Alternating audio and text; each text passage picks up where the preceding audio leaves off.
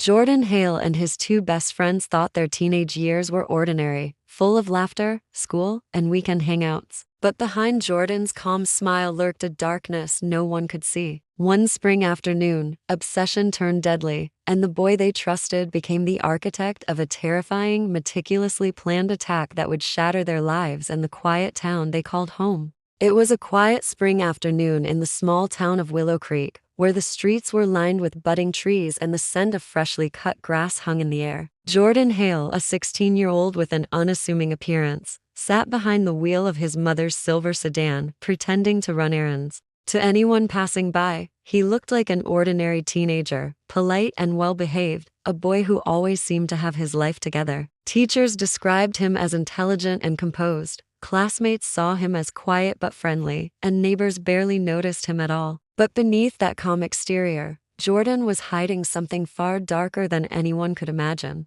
For weeks, he had been obsessively watching his two closest friends, tracing their every movement, memorizing their routines, and capturing small details in secret notes and photographs. What began as a casual curiosity had slowly evolved into an all-consuming fixation. Jordan's thoughts revolved entirely around them. Every time he saw them laughing together at school, his heart tightened not with affection, but with an unsettling sense of jealousy and possession. He needed to know where they were, what they were doing, and who they were spending time with at all moments of the day. He spent hours online, combing through social media posts, checking location tags, and cross-referencing every photo they uploaded. He mapped their favorite hangouts, the times they left school, and even the streets they walked home along. He memorized the smallest details, from the pattern of their sneakers to the way they twirled their hair when nervous. No one suspected the extent of his obsession. At school, he smiled and joked, lending a pen or sharing snacks, blending seamlessly into the ordinary teenage life he performed so well. But as the afternoon wore on, Jordan's focus narrowed to a single goal. Today, he decided, he would act. He carefully planned his route,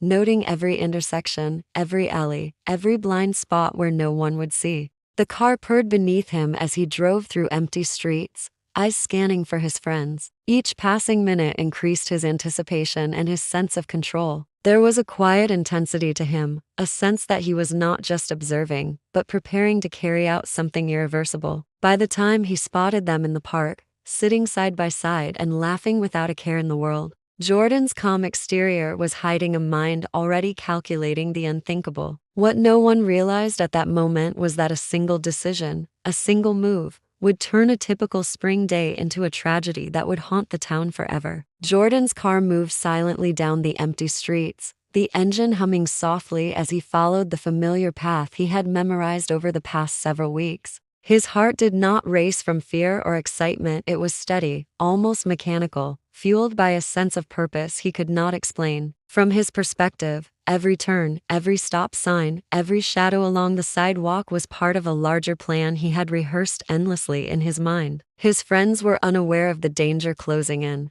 At the park, they laughed and chatted, tossing a frisbee and sharing snacks, completely oblivious to the figure in the silver sedan circling nearby. Jordan watched from a distance at first, pretending to check his phone or adjust the radio, blending into the mundane activities of any ordinary teen running errands. As he circled the block a second time, he studied their reactions, noting the way they tilted their heads, how they shifted weight from foot to foot, even the rhythm of their laughter. Each detail reinforced his obsession and intensified his fixation. He imagined scenarios, calculated angles, and envisioned how the encounter would unfold. It was not a sudden impulse. It was the culmination of weeks of preparation, a meticulously plotted plan that left no room for hesitation.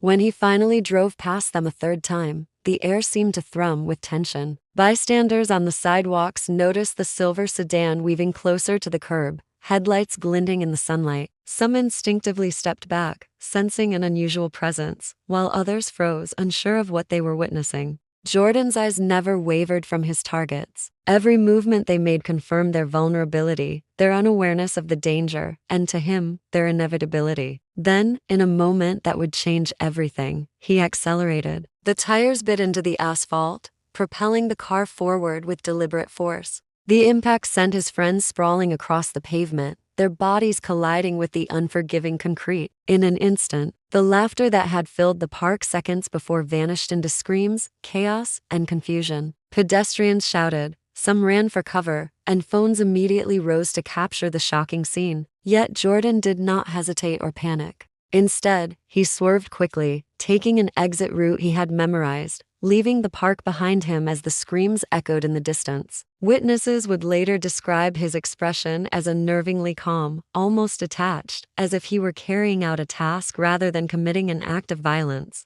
Every movement, from the circling to the acceleration, had been precise, deliberate, and chillingly emotionless. By the time the police were called and sirens pierced the quiet afternoon, Jordan was already gone, leaving behind a scene of devastation and a town struggling to comprehend how a teenage boy could orchestrate such a calculated, horrifying attack on the people he once claimed to call friends. After the chaos at the park, Jordan returned home as if nothing had happened. The sedan slid silently into the driveway, its tires leaving no mark, its interior carefully wiped clean. To anyone peeking through the windows, it looked like a typical teenage boy arriving from an ordinary errand. Jordan moved through the house with quiet precision, avoiding eye contact with his mother, who was absorbed in household chores, completely unaware of the violence he had just committed. Every detail of the car's interior, the steering wheel, the door handles, the dashboard was cleaned meticulously. Any trace that might link him to the attack had to disappear.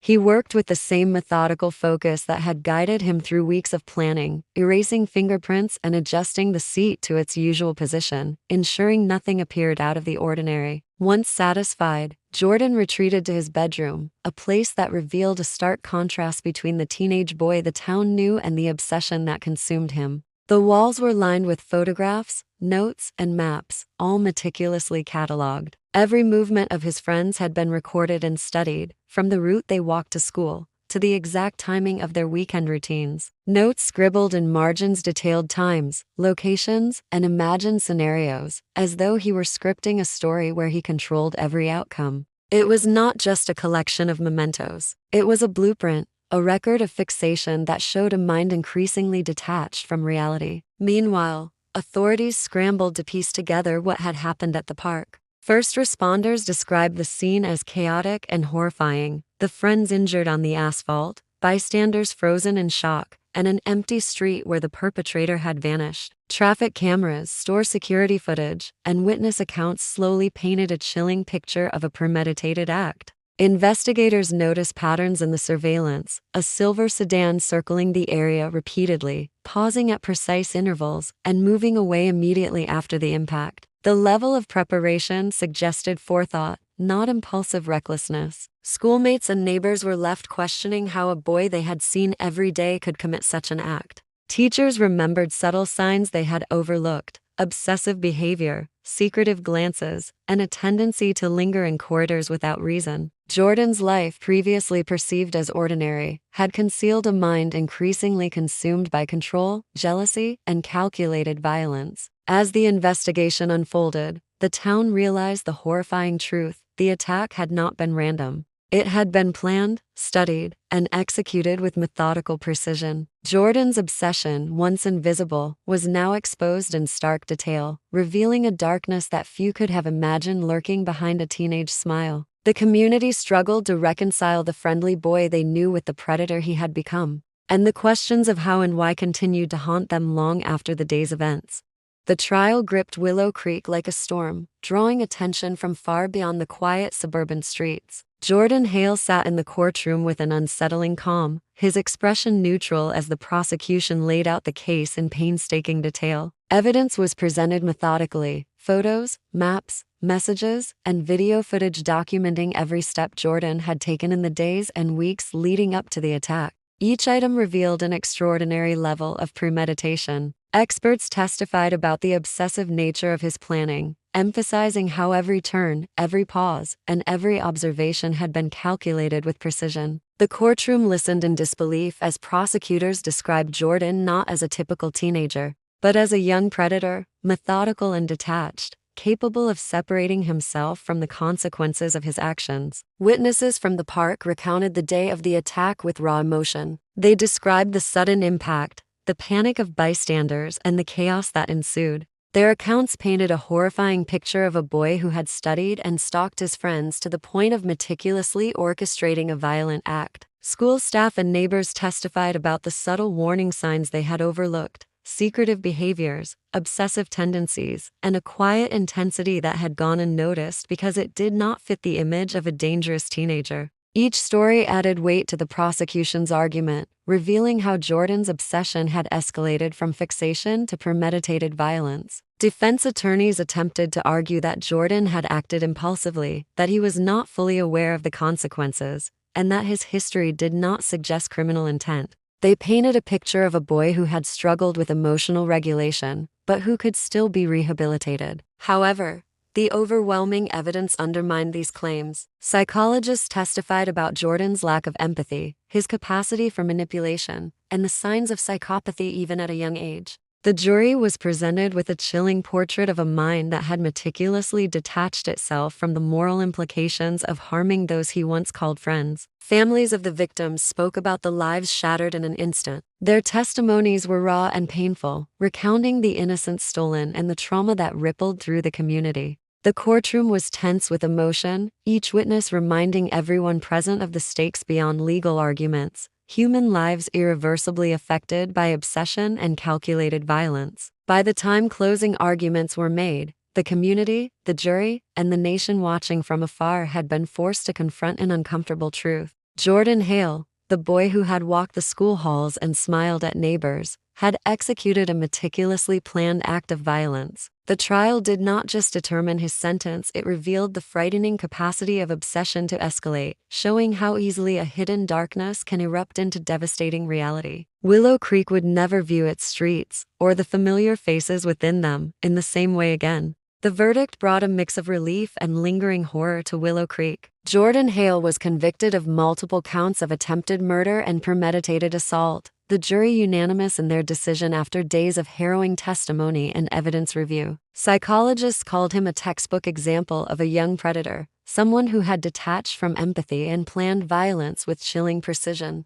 For the families of his victims, the conviction offered a measure of closure, though it could never undo the trauma and fear that had shattered their lives. The community, still reeling, struggled to understand how a boy they had trusted and smiled at daily could commit such a calculated act. In the aftermath, the town sought ways to heal. Memorials were held for the injured, gatherings filled with flowers and photos as friends, neighbors, and classmates attempted to honor lives nearly lost and the innocence abruptly stolen. Schools introduced programs aimed at identifying obsessive or dangerous behaviors in teens, emphasizing communication, vigilance, and mental health support. Counselors and psychologists visited classrooms to educate students on the signs of unhealthy fixation and the importance of reporting concerning behavior before it escalated. Parents became more watchful, and conversations about boundaries, online behavior, and emotional health gained urgency. Willow Creek had learned the hard way that appearances could be deceiving, and that even a seemingly ordinary teenager could harbor dangerous intentions. Jordan's sentencing made headlines, his calm demeanor during court proceedings unsettling for many. He was sent to a juvenile facility with provisions for psychological evaluation and treatment, a grim reminder that his actions, while punishable, were rooted in a deeply disturbed mindset. Experts continued to study the case, noting how meticulous planning, obsession, and detachment from consequences combined to produce a frighteningly precise act of violence. Jordan's life, once seemingly normal, became a cautionary tale, illustrating how dangerous unchecked obsession could become when left unnoticed. Years later, the memory of that spring afternoon lingered in Willow Creek. Streets were quieter, parents more vigilant, and teens more aware that not every smile or familiar face guaranteed safety. The victims slowly rebuilt their lives, supported by friends, family, and community programs, but the shadow of that day remained. The town never forgot the lesson Jordan Hale's actions had taught them: that obsession can grow silently, that appearances can deceive, and that vigilance is often the only safeguard against tragedy. In the end, the story of Jordan Hale became more than a courtroom case. It transformed into a lasting warning, a reminder of the fragile boundary between innocence and danger, and the devastating consequences when obsession and calculation collide. Willow Creek would always carry the memory of the boy who smiled, the friends who suffered, and the chilling truth that evil can sometimes hide behind the most ordinary faces.